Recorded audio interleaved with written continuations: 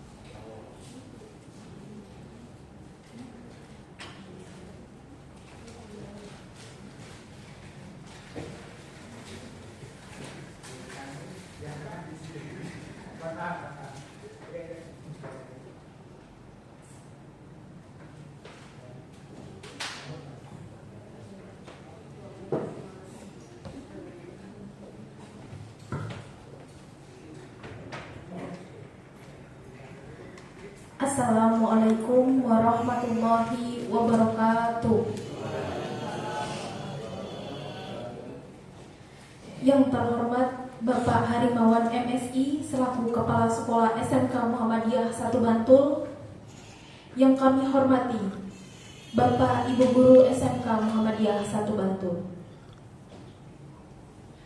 Alhamdulillahirabbil alamin wassalatu wassalamu ala asrofil anbiya'i wal mursalin wa ala alihi wa sahbihi ajma'i amma ba'du. Puji syukur kehadirat Allah Subhanahu wa taala, satu-satunya zat tempat bergantung, muara segala bintang, dan pemilik keagungan serta pemberi karunia. Salawat dan salam senantiasa kita haturkan kepada Nabi Agung Muhammad Sallallahu Alaihi Wasallam, kekasih Allah tercinta, manusia pilihan sempurna dan teladan bagi manusia. Hadirin yang berbahagia, perkenankan saya Aisyah Hanum Kinanti selaku Master of Ceremony yang akan memandu acara FGD atau Focus Group Discussion pembelajaran yang menggembirakan pada siang hari ini. Untuk memulai acara pada siang hari ini, marilah kita buka dengan bacaan basmalah bersama-sama. Bismillahirrahmanirrahim. Hadirin yang berbahagia, acara selanjutnya adalah sambutan oleh Kepala Sekolah SMK Muhammadiyah 1 Bantul yang pada kesempatan pada hari ini diwakilkan oleh Bapak Taswanto Eskom. Kepada Bapak Taswanto Eskom kami persilahkan.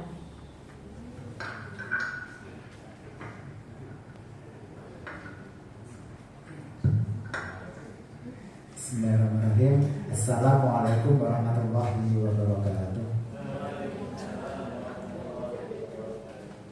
Subhanallah, nikmatillah, wa syukurillah, la haula wala quwata illa billah. Bapak Ibu yang kami hormati, puji syukur kepada Allah, alhamdulillah pada siang sore hari ini kita masih diperkenankan untuk bisa hadir bersama-sama mengikuti FGD SMK Muhammadiyah 1 Bantul di sesi 1. Untuk sesi berikutnya insya Allah akan ada lagi. Jadi ini untuk sesi 1 insya Allah nanti kita ikuti pada kesempatan kali ini. Salawat beserta salam semoga tetap tercurahkan kepada junjungan kita Nabi Allah Muhammad Sallallahu Alaihi Wasallam yang selalu kita nantikan syafaatnya sampai nanti di yaumul qiyamah ya rabbal alamin. Ibu bapak yang berhormati, terima kasih sudah hadir sesuai dengan undangan agenda sekolah. Bagaimana untuk peningkatan keprofesionalan sebagai pendidik, salah satunya adalah dengan FGD pada kesempatan kali ini. Untuk sesi 1 ini kami fokuskan Bapak Ibu guru pengampu normatif dan adaptif. Insya Allah di sesi kedua itu akan kita laksanakan juga forum seperti ini, tetapi lebih fokus kepada Bapak Ibu guru produktif atau pengampu di kompetensi keahlian atau guru kejuruan. Nah, kemudian kenapa ada sedikit perbedaan? Mungkin perlu kami sampaikan Bapak Ibu. Alhamdulillah di sekolah kita itu ada, kalau panas itu pengajar praktek ya, namanya pengajar praktek di program guru penggerak. Kemudian ada CGP, calon guru penggerak, itu Pak Abdullah, ini masih proses, alhamdulillah.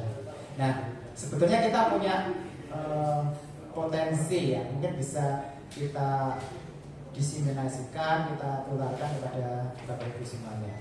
Nah, maka ini pada kesempatan kali ini di sesi 1 adalah fokusnya pada Bapak Ibu guru normaja yang erat kaitannya itu di pembelajaran di kelas atau di unit 1 memang kebanyakan di kelas. Sehingga nanti kami mohonkan dari Pak Abdullah, ini dari Pak Nasmi juga punya ada tanggapan monggo untuk memberikan penguatan ataupun sharing-sharing lah terkait dengan keilmuan yang telah didapat. Nah, monggo nanti kami harapkan Bapak Ibu bisa mengikutinya dengan baik dari awal sampai akhir. Kemudian sesi 2 ini kami sampaikan karena fokus di kegiatan produktif itu endingnya adalah ke teaching factory, maka memang ke depan kemarin sudah kita kita ikutkan. Jadi salah satu guru SMK Muhammadiyah 1 Bantul kemarin ikut pelatihan, Pak Agung Widadi itu ikut pelatihan terkait dengan TEFA dan pengelolaan bengkel. Nah besok beliau yang akan membersamai Bapak Ibu guru produktif. Ngaten nggih yang bisa kami sampaikan. Sekali lagi terima kasih. Selamat untuk mengikuti kegiatan FGD ini dari awal sampai akhir. Semoga diberikan pelajaran dan kita dapatkan hikmah barokah untuk kita semuanya menjadi SMK Muhammadiyah Satu Bantul yang lebih baik lagi. Amin ya rabbal alamin. Makatan banyak salam mohon maaf. Bila itu walhidayah. Assalamualaikum warahmatullahi wabarakatuh. Terima kasih kami haturkan kepada Bapak Taswanto Eskom yang telah memberikan sambutan. Para hadirin yang berbahagia, acara selanjutnya yaitu diskusi yang akan dipimpin oleh Bapak Abdullah SPD. Kepada Bapak Abdullah SPD kami persilakan.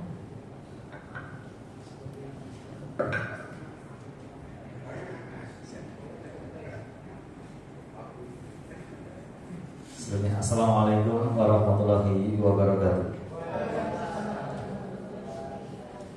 Innal hamdalillah nahmaduhu wa nasta'inuhu wa nastaghfiruhu wa na'udzu billahi min shururi anfusina wa min sayyiati a'malina. May yahdihillahu fala mudilla lahu wa may yudlil fala hadiya lahu. Asyhadu an la ilaha illallah wa asyhadu anna Muhammadan abduhu wa rasuluh. Yang terhormat Bapak Kepala SMK Muhammadiyah Satu Bantul, Bapak Harimawan Sarjana Pendidikan Teknik. Yang kami hormati Bapak Ibu Manajemen SMK Muhammadiyah Satu Bantul. Dan yang kami hormati pula Bapak Ibu Guru yang pada kesempatan hari ini berkenan hadir, meluangkan waktu sejenaknya, menunda waktu kepulangannya untuk menyempatkan hadir sesuai dengan undangan di ruang pertemuan SMK Muhammadiyah Satu Bantul. Yang pertama adalah senantiasa kita memanjatkan rasa syukur kita kepada Allah Subhanahu wa taala. Pada kesempatan hari ini kita diberikan karunia kenikmatan, waktu yang cukup, waktu luang untuk hadir di tempat ini tanpa ada halangan suatu apapun. Sholawat dan salam semoga selalu tercurah kepada junjungan kita yaitu Nabi Muhammad sallallahu alaihi wasallam, para sahabat, keluarga dan kita semua yang menantikan syafaatnya di yaumul akhir. Sekali lagi kami mengucapkan terima kasih kepada Bapak Ibu yang pada kesempatan hari ini menyempatkan diri berkenan hadir pada ruang pertemuan. Pada hari ini kita sekedar melaksanakan sharing tentang apa yang sudah kita lakukan dan apa yang belum kita lakukan. Yang kedepannya semua kita tujukan kepada anak-anak kita supaya kita bisa mencetak generasi-generasi penerus bangsa yang hebat dari SMK Muhammadiyah Satu Bantul. Tepuk tangan untuk kita semua Bapak Ibu. Sebelum acara kita mulai, bolehkah saya berpantun terlebih dahulu Bapak Ibu? Cakep. Oh belum Pak, cakepnya nanti. Lebaran haji makan ketupat, dicampur kaldu daging sapi. Selamat datang Bapak Ibu hebat, tetap semangat untuk berkolaborasi. Oke, masih satu lagi Bapak Ibu, apakah diperbolehkan? Oke. Siang-siang minum es degan dicampur buah durian. Jangan alergi dengan perubahan karena kelak membawa kemajuan. Bapak Ibu, segala sesuatu tidak ada yang abadi, termasuk kita, termasuk waktu, semuanya akan melakukan sebuah perubahan. Kalau kita tidak ingin melakukan perubahan, berarti ya sudah selesai perjuangan kita. Selama kita masih bisa berusaha, maka perubahan akan selalu ada. Mohon maaf pada kesempatan hari ini kami mendapat amanah dari BPGP, dari guru penggerak, yaitu untuk melaksanakan diseminasi tentang budaya positif di sekolah kita. Pada awalnya saya mempelajari modul 1.1 sampai 1.4. Banyak sekali pelajaran-pelajaran baru yang saya peroleh, terutama perubahan sikap saya ketika saya menangani sebuah siswa yang bermasalah. Untuk itu pada kesempatan hari ini kita akan melakukan sharing di Bapak Ibu. Bukan yang di depan ini yang paling benar sudah melaksanakan, tidak, tetapi saya sendiri masih belajar untuk membenahi diri saya sendiri. Dan ini kita sharingkan ilmu ini kepada Bapak Ibu.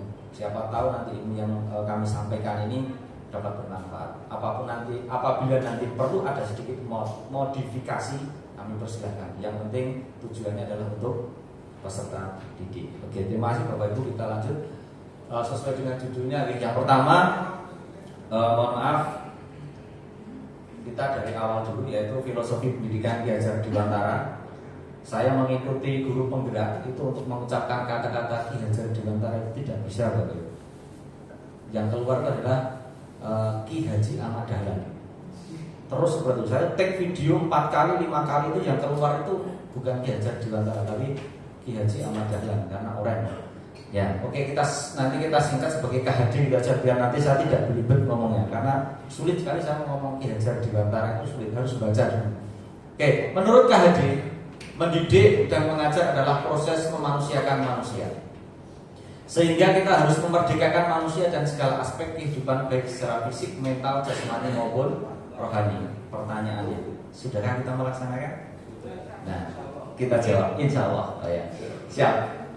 Guru mampu menggali minat dan bakat dan menuntun. Bapak Ibu, ada kata lain menuntun, kata menuntun, bukan menuntut. Kalau menuntut itu berarti harus nilainya 90, harus nilainya 95. Tetapi dalam kasus ini adalah kita menuntut sesuai dengan kodrat alam dan kodrat zaman. Dengan demikian, mohon maaf, ada kodrat alam dan kodrat zaman. Kodrat alam yang dimaksud kodrat alam apa? Yang dimaksud dengan kodrat alam itu sesuai dengan lingkungan kita, apa yang kita butuhkan saat ini di lingkungan kita. Sedangkan sesuai dengan kodrat zaman, mohon maaf, di depan tadi saya mengatakan bahwasanya sesuatu itu selalu membutuhkan suatu perubahan. Sama dengan zaman. Bapak Ibu, dulu kita waktu kuliah mungkin menggunakan alat-alat seperti ini adalah sesuatu yang asing. Tetapi sekarang sesuai dengan ketentuan zaman kita harus mengikuti ini. Kalau di industri 4.0 terus balik. Nah, jadi kita harus mengikuti sampai di sana. Oke. Kita lanjutkan. Dengan demikian, anak akan tumbuh sebagai manusia dan anggota masyarakat yang mampu mencapai keselamatan dan kebahagiaan setinggi-tingginya. Oke. Mungkin ketika saya menyampaikan filosofi ini, Bapak Ibu berpendapat sih. Tapi coba nanti kita gali lebih jauh. Seberapa jauh manfaatnya ini? Oke, Bapak Ibu sebagai seorang guru maka ada beberapa menurut teori ini ada nilai dan peran yang harus kita miliki sebagai seorang guru. Guru menuntun tumbuh kembangnya murid melalui pembelajaran yang berpusat pada anak. Pertanyaannya, sudahkah pembelajaran kita berpusat kepada anak? Atau menurut kemauan kita? Atau yang penting saya di kelas dan lain sebagainya? Mohon maaf, yang di depan bukan berarti kami yang sempurna. Saya masih belajar, saya masih harus banyak menyesuaikan. Pertama, kita harus memiliki nilai sebagai seorang guru. Yang pertama adalah nilai mandiri. Sudahkah kita mandiri? Yang dimaksud dengan mandiri adalah kita mampu belajar untuk memulai sesuatu yang baru. Sudahkah kita melakukan inovasi pembelajaran dalam diri kita? Sudahkah kita menciptakan sesuatu yang baru di dalam kelas? Beberapa hari yang lalu saya sempat melihat status WA dari salah satu Bapak Ibu yang melaksanakan pembelajaran berdiferensiasi. Terima kasih sekali Bapak Ibu, ternyata panjenengan sudah melaksanakan inovasi di kelas, yaitu dengan berdiferensiasi. Ada juga Bapak Ibu yang mahir menggunakan kuisis. Anak-anak tadi tambah senang. Itu juga inovasi Bapak Ibu. Kemudian berkolaborasi. Berkolaborasi itu artinya bekerja sama. Jadi kita ini sebagai pendidik itu bukan satu-satunya sumber, tapi kita menuntut. Kita bekerja sama. Contoh misalkan kemarin yang olahraga berkolaborasi untuk lomba lari, katakan seperti itu. Itu juga bagian dari kita berkolaborasi. Kita bekerja sama dengan teman IPM, berkolaborasi dalam kegiatan upacara. Itu juga bagian dari kolaborasi. Yang ketiga, yang keempat, ini adalah hal yang paling penting Bapak Ibu. Jika kita ingin mengalami perubahan, jika kita ingin semakin baik dari hari ke hari, maka kita senantiasa melaksanakan yang namanya refleksi. Sudahkah kita melaksanakan refleksi hari ini? Bagaimana pembelajaran hari ini kita laksanakan? Apakah kekurangan pembelajaran hari ini? Kedepannya apa yang akan kita lakukan? Maka marilah Bapak Ibu senantiasa kita melaksanakan refleksi diri terhadap apa yang sudah kita laksanakan. Kemudian yang terakhir adalah berpusat pada murid, yang artinya adalah pendidikan-pendidikan yang kita ajarkan di dalam kelas itu kalau bisa menuntut murid supaya anak-anak itu tertarik dengan apa yang kita sampaikan. Kemudian peran seorang guru yang pertama adalah menjadi pemimpin pembelajaran, jelas karena kita adalah sebagai guru jadi kita memimpin pembelajaran. Yang kedua adalah menjadi coach bagi guru lain. Misalkan ada guru lain yang kesulitan dalam menggunakan LMS. Oke, kita menjadi pemandu atau menjadi coach. Kemudian yang ketiga adalah mendorong kolaborasi, jelas kita saling kerjasama.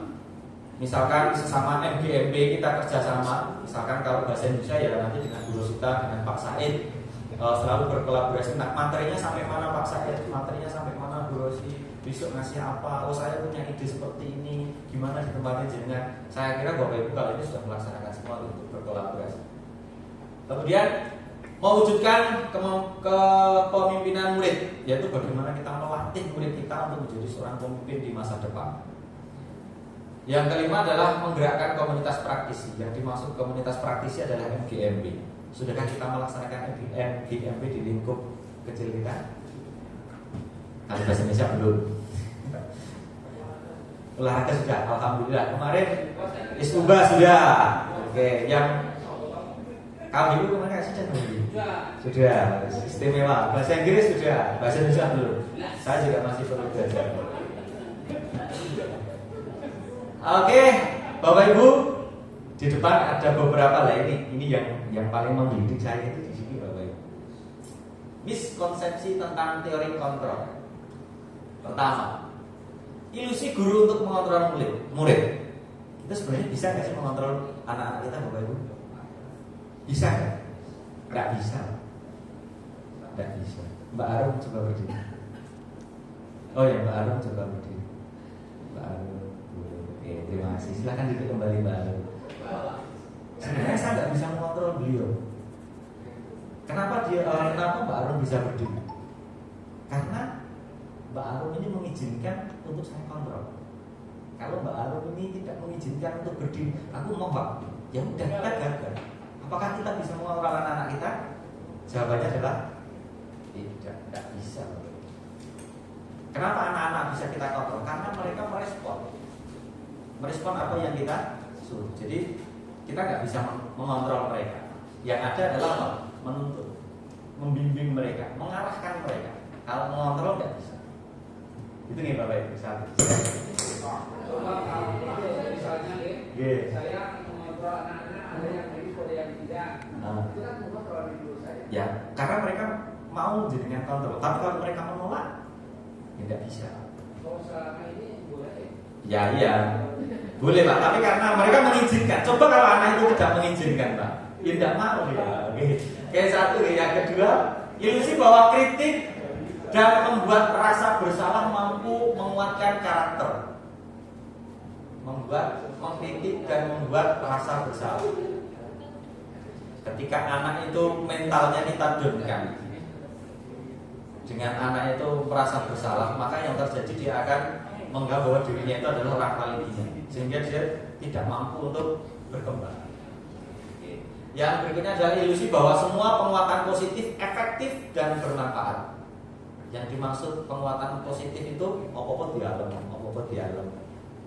Itu juga kalau berlebihan itu mohon maaf, itu juga tidak bagus. Ya perlu kita memberikan dorongan positif, tetapi sewajarnya.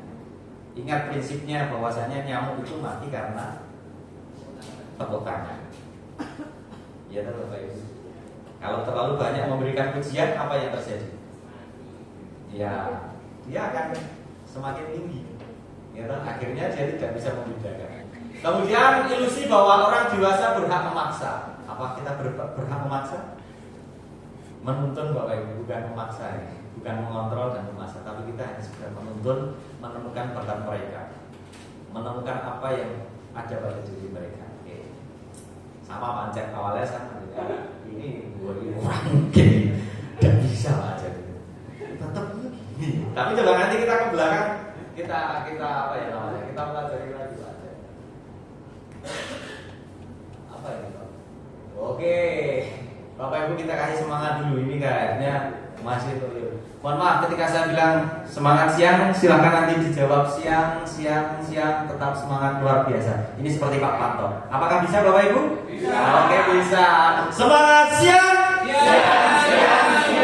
tetap semangat luar biasa. Waduh kurang mantap ini, pakai tangan loh Bapak Ibu sekali lagi. Semangat siang, tetap semangat luar biasa. Semua Bapak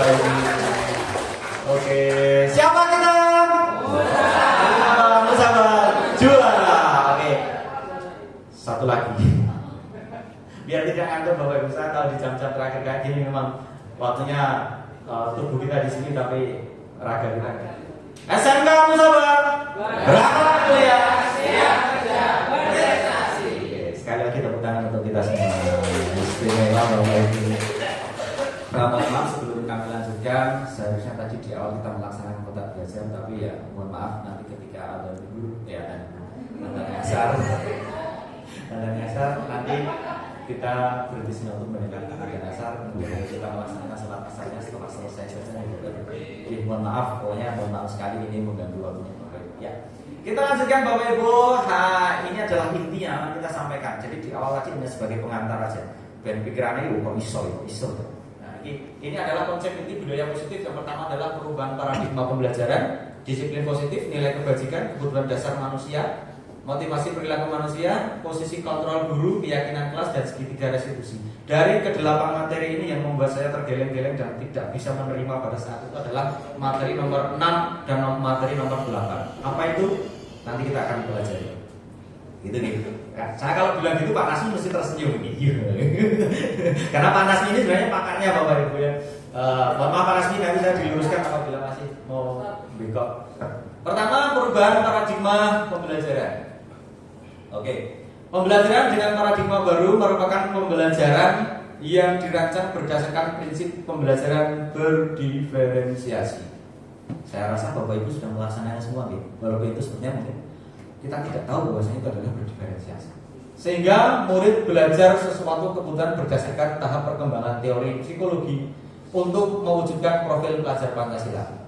Sudah sangat-sangat kita pahami Bapak Ibu untuk profil pelajar Pancasila. Untuk itu kita lanjut saja.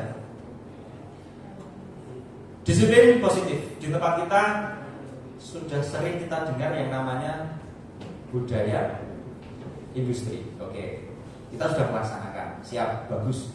Kemudian ini kalau di pemerintah ada yang namanya disiplin positif. Hampir sama. Hanya saja ini mungkin lebih umum gitu. Ya, apa itu disiplin positif? Yang pertama, disiplin berasal dari kata disiplin ini adalah teori, hanya sebuah teori, yang artinya adalah belajar yang mengacu pada disiplin diri yang memiliki tanggung jawab. Jadi kata disiplin itu memiliki rasa tanggung jawab terhadap apa yang dilakukan berdasarkan nilai-nilai yang diyakini. Disiplin positif merupakan salah satu cara penerapan disiplin yang bertujuan untuk menumbuhkan kesadaran serta memberdayakan murid tanpa imbalan, tanpa penghargaan, tanpa ancaman, dan tanpa hukuman. Apa kita sudah bisa menerapkan itu Bapak Ibu? Nah, sebagai pendidik, tujuan kita adalah menciptakan murid yang memiliki disiplin diri, sehingga mereka berperilaku mengacu pada nilai-nilai kebajikan dan memiliki motivasi intrinsik dalam perubahan perilaku ke arah yang lebih baik. Jadi tidak mustahil dalam kemarin SMK mana Pak yang tidak ada BK-nya itu? Wikrama, SMK Wikrama kok tidak ada BK-nya itu? Mungkin kalau dulu kita belum ada teori ini, nggak mungkin. Tapi ternyata setelah kita mempelajari ini, bisa dicoba gitu. Bisa dicoba di sekolah kita dengan cara apa? Kok disiplin positif. Bagaimana menerapkan disiplin positif ini?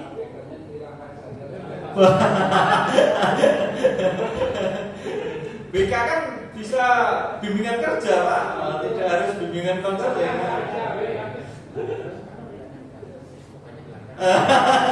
Ya nggak gitu Pak konsepnya Pak. Tetap ada, hanya saja mungkin dialihkan ketugasannya. Tetap harus ada, cuman mungkin ketugasannya dialihkan. Ya, disiplin positif, Bapak Ibu, kalau kita bisa melaksanakan disiplin positif, kita itu sudah sangat enak sekali. Kita itu misalkan ada anak itu udah harus nggak usah nilai gimana. Mereka karena sudah tertanam dalam jiwa mereka. Nah ini bagaimana caranya menanamkan kejiwaan anak kita yang mungkin notabene anak-anak itu seperti itu. Yang dari rumah itu tangki cintanya itu kosong mereka itu. Sehingga dia di sini itu berusaha memenuhi tangki cintanya itu. Nah malah di sini dapat tekanan, ya udah selesai. Lanjut Bapak Ibu, nilai-nilai kebajikan. Pertama, nilai yang disepakati bersama terlepas dari suku, bangsa, agama maupun latar belakang. Ya itu ada nilai profil pelajar Pancasila, tidak usah kita jelaskan, biar cepat saja. Sudah hafal semua mungkin. Kemudian life skill atau keterampilan hidup. Yang pertama dapat dipercaya, lurus hati, pendengar yang aktif, tidak merendahkan orang lain, dan memberikan yang terbaik dari diri. Oke, ini lanjut saja. Biar tidak ngantuk ya Bapak Ibu. Oke, kalau mohon maaf kalau nanti saya bilang tepuk 1 gitu, terus Bapak Ibu yes gitu. Kalau tepuk 2 gitu. Oke, saya kan Bapak Ibu. Bisa ya? Oke, kita coba. Ayo kita kembali ke taman kawak-kawak biar tidak ngantuk. Yuk, mohon maaf Bapak Ibu mungkin untuk HP-nya bisa ditaruh dulu. Tepuk 1. Oke, tepuk 2. Oke, tepuk 3. Tepuk 4. Tepuk 5. Oke, ternyata Bapak Ibu ini. Oke, siapa kita? Oke, 3 kali Bapak Ibu. Siapa tahu nanti pas kita bilang juara itu malah kita lipat. Amin. Terkabulkan alhamdulillah 2000 siswa Bapak Ibu. Oke. SMP, siapa kita? Musaba.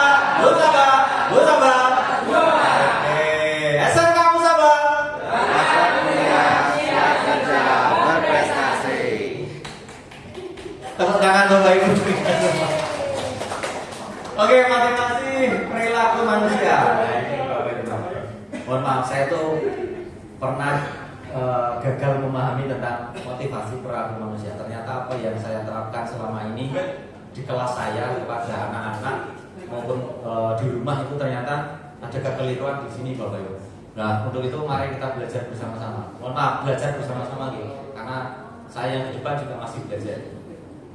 Motivasi perilaku manusia. Ya. Bagaimana menurut Bapak Ibu? Pernahkah Bapak Ibu melakukan sesuatu untuk mendapatkan senyuman dari orang lain? Pernah Bapak Ibu? Buat usah KSBB loh. Kali-kalinya sedien-dien KSBB. Gitu. Untuk mendapatkan hadiah, pernahkah Bapak Ibu melakukan sesuatu karena hanya untuk mendapatkan hadiah? Atau untuk mendapatkan?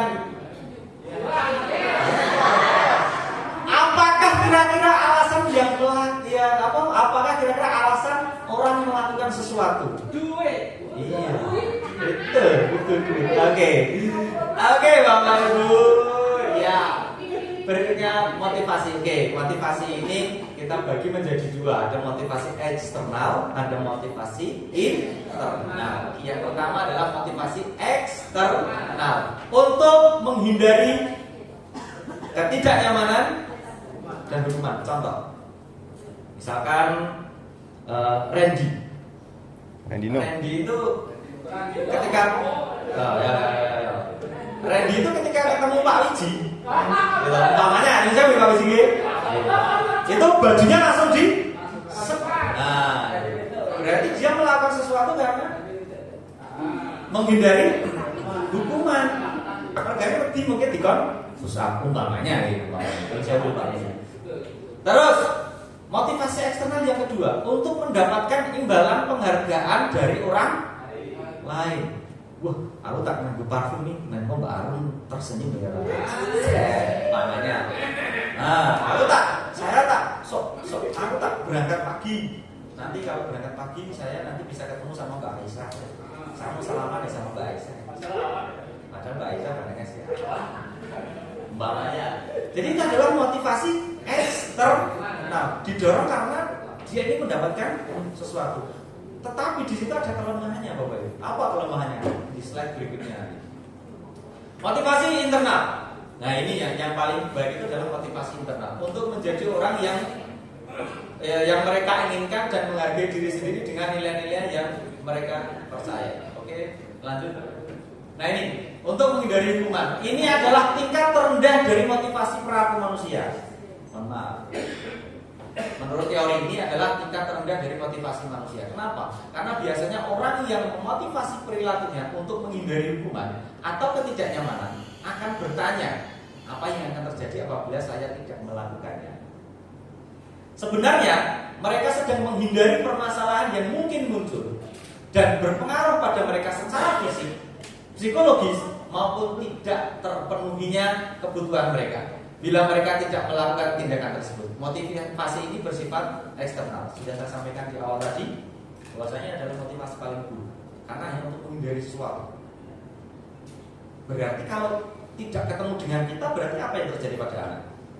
Ya bebas, liar lagi. Mereka tertib ketika hanya di hadapan kita. Setelahnya apa yang terjadi? Ya, karena motivasinya eksternal. Nah, kemudian yang kedua, motivasi eksternal untuk mendapatkan imbalan. Satu tingkat di atas motivasi yang pertama. Di sini orang berperilaku untuk mendapatkan imbalan atau penghargaan dari orang lain. Orang dengan motivasi ini akan bertanya, apa yang akan saya dapatkan apabila saya melakukannya? Jadi karena mikir ke imbalan, berarti aku oleh apa? Aku menyanyi oleh apa? Bosnya orang bapak menyanyi umpamanya ya bapak ibu. Oh saya udah nih, kalau bisa ngomong nih, bukan bapak ibu saya kan, kalau bapak ibu nggak ada, bapak ibu apa cari saya.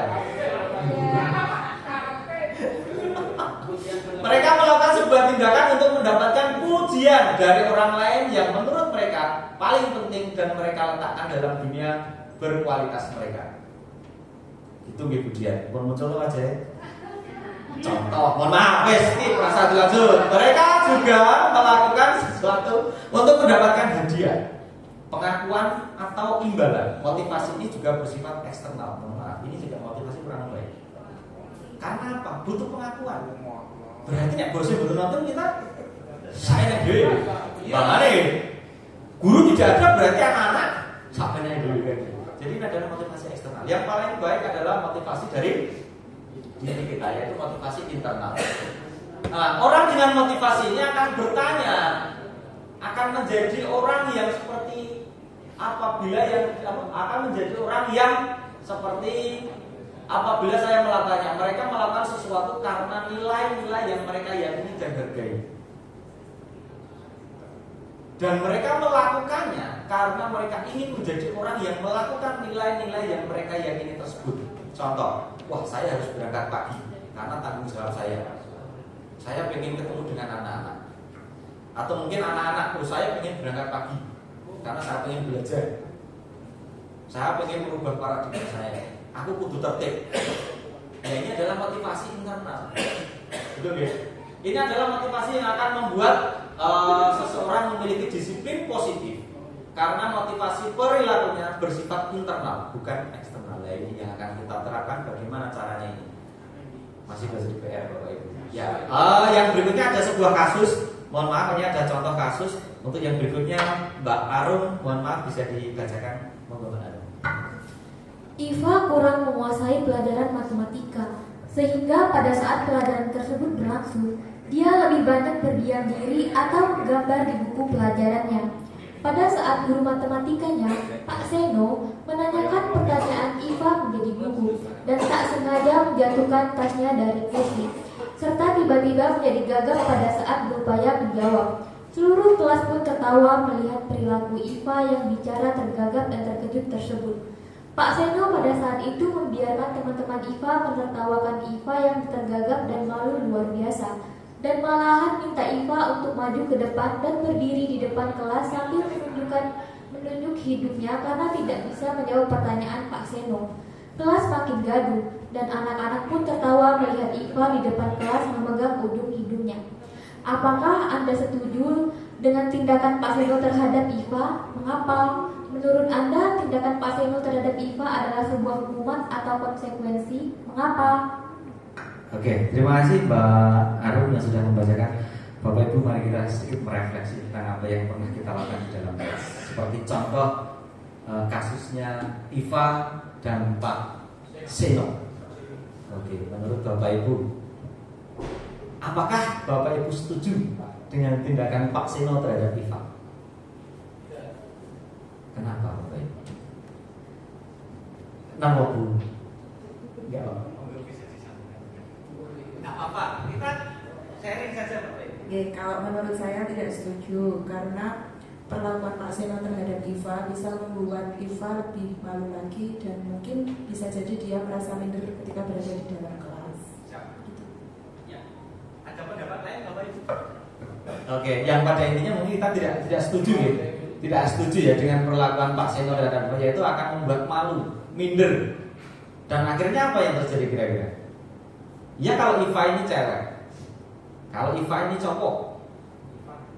Nah, Ivan dan notabene latar belakangnya bapak ya orang kena. Apa yang terjadi? Nah, bisa terjadi Pak. Bisa terjadi, sangat bisa terjadi akhirnya. Nah, itu efek-efek seperti ini. Ya Bapak Ibu. Jadi mohon maaf, nanti kita bisa merefleksikan diri kita. Kita di kelas, apakah menerapkan ini atau sebaliknya? Kalau kemarin kita menerapkan ini, monggo ke depannya kita berubah. Sama Bapak Ibu, saya juga sering menerapkan ini. Aku sering menerapkan bahwa bahkan saya pernah mendapat teguran keras dari Bapak Kepala Sekolah pada saat melaksanakan pembinaan terhadap siswa. Dan saya mengakui. Tapi setelah membaca ini ternyata selama ini yang saya lakukan kurang tepat. Dan untuk itu monggo Bapak Ibu, kita merefleksikan diri kita terhadap kasus IVA ini. Kemudian menurut Bapak Ibu, tindakan Pak Seno terhadap IVA ini sebuah hukuman atau konsekuensi? Mohon maaf, hukuman atau konsekuensi? Hukuman. Cetok, hukuman. Karena melibatkan apa? Fisik dan psikis anak. Ya, bayangkan anak SD. Bahkan mohon maaf, kemarin itu saya sempat wawancara satu anak kelas RPL. Dia itu dulu sekolah di salah satu sekolah negeri yang lumayan cukup besar.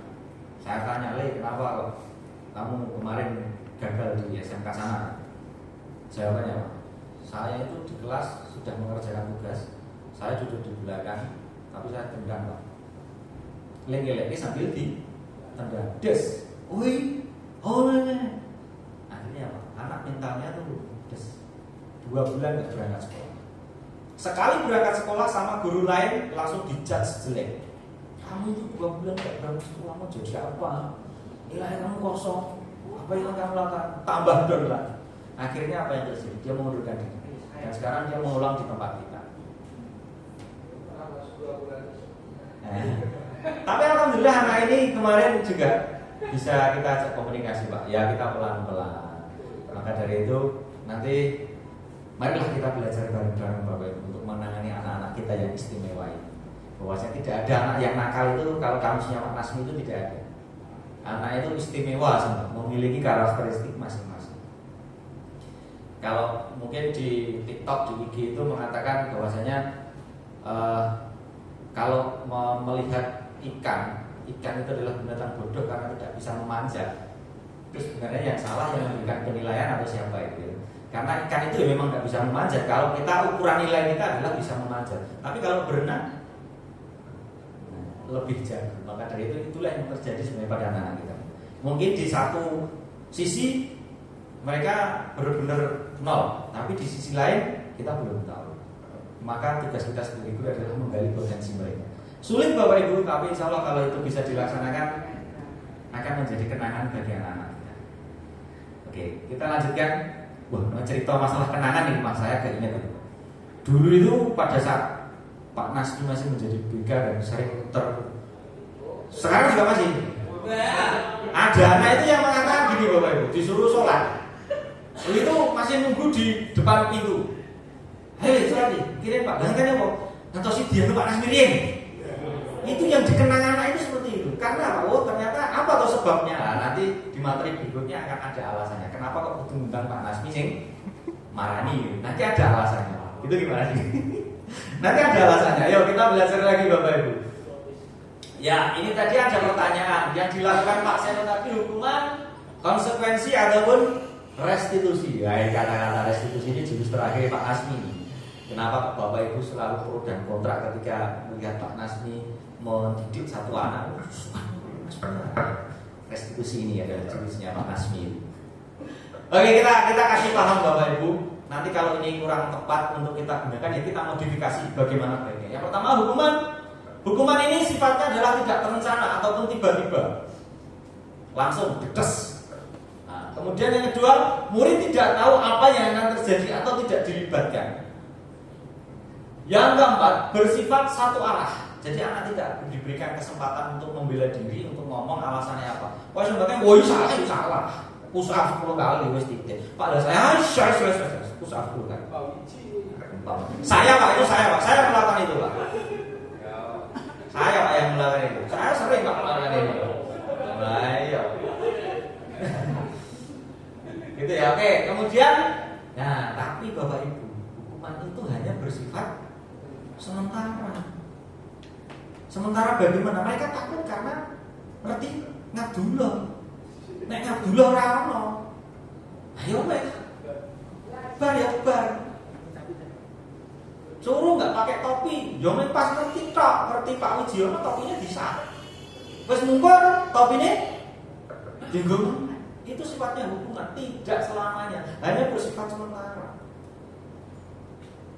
Habis itu apa yang terjadi? Ya wes. Lanjut aja. Kemudian berupa hukuman fisik dan psikis. Maaf, hukuman itu tidak harus berupa fisik, tapi psikis juga iya. Lah ini yang bahaya ini kalau psikisnya anak, nah wes. Nanti selesai, sulit untuk memotivasi. Kemudian yang kedua adalah konsekuensi. Kalau konsekuensi ini lebih mending daripada hukuman, yaitu dia sifatnya terencana atau disepakati sesuai dengan peraturan. Kemudian murid tetap dibuat tidak nyaman.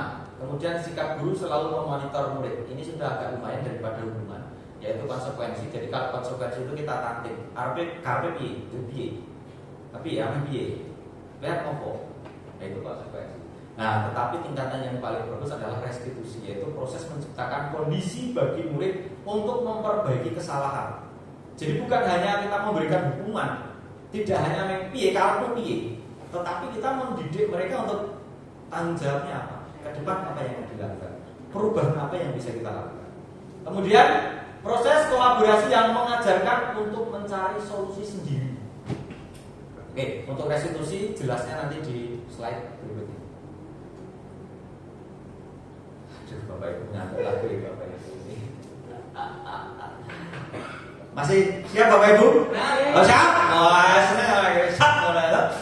Oke Bapak Ibu, nanti kalau saya bilang tepuk fokus, nanti tepuk dulu. Melihat, mendengar. Sakit nih Bapak Ibu siapa? Oke, yo Bapak Ibu fokus. Tepuk fokus. Melihat, mendengar, mengingat, fokus. Oke, terima kasih. Tepuk tangan Bapak Ibu. Ya, biar tidak ngantuk katanya harus makin banyak es briefingnya, tapi kecil-kecilan aja. Oke, kita lanjut yang berikutnya. Oh, masih? Oke. Apakah masih kita perlu teriakkan lagi?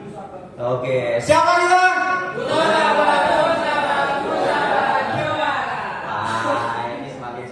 Musabahnya semakin habis Bapak Ibu. Charger dulu Bapak Ibu baterainya. SMK Musabah. Siap berprestasi. Siapa tahu nanti kita mau berprestasi luar biasa. Tepuk tangan sekali lagi Bapak Ibu untuk kita semuanya. Oke, selanjutnya adalah keyakinan kelas. Bapak Ibu, apakah sudah pernah mendengar yang namanya keyakinan kelas? Belum. Kalau kesepakatan kelas sudah pernah melaksanakan kan? Ya, alhamdulillah sudah. Alhamdulillah saya baru melaksanakan itu, tidak pernah. Setelah mempelajari modul ini ya sedikit ada perubahan. Ternyata penting juga adanya kesepakatan kelas. Tetapi yang akan kita bahas pada hari ini bukan tentang kesepakatan kelas, karena ada sedikit perbedaan lah antara yang namanya perubahan kelas dan kesepakatan kelas. Apakah perbedaannya? Yuk kita ulas bareng-bareng. Keyakinan kelas, mohon maaf, untuk kesepakatan kelas itu sebenarnya cenderung pada yang disampaikan anak kita tulis dan kita sepakati ini. Tapi kalau keyakinan kelas itu lebih umum sifatnya sebenarnya. Oke, keyakinan kelas merupakan sebuah nilai-nilai kebajikan. Jadi hanya berupa nilai-nilai kebajikan, bukan tentang apa yang dilakukan. Yang disepakati secara tersirat dan tersurat lepas dari adanya latar belakang suku, negara, bahasa maupun juga agama. Nah, ini sifatnya berupa pernyataan universal atau bersifat umum.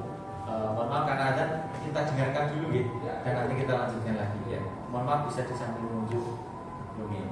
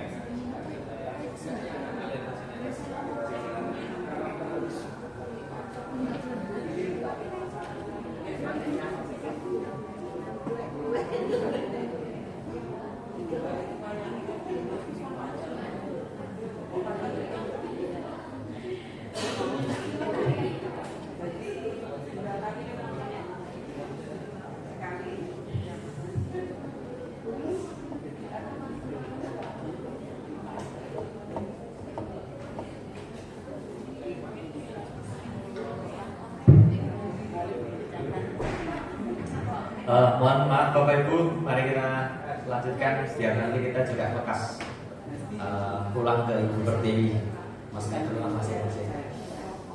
Kita lanjutkan Bapak Ibu, pembentukan keyakinan kelas. Tadi kita sampai pada berupa pernyataan universal yaitu bersifat umum. Jadi ini sifatnya lebih umum karena ini berbeda dengan tata tertib ataupun kesepakatan kelas. Hanya bersifat nilai-nilai saja. Oke, sedikit agar mudah diingat, tidak usah banyak-banyak. Kemudian dibuat dalam pernyataan positif. Nah ini Bapak Ibu yang kadang kita terlena masih menggunakan kata-kata negatif. Contohnya berikut menggunakan kata-kata negatif itu. Goblok. Ya, satu itu. Yang kedua, yang sering kita ucapkan tanpa sadar. Alah kok beres.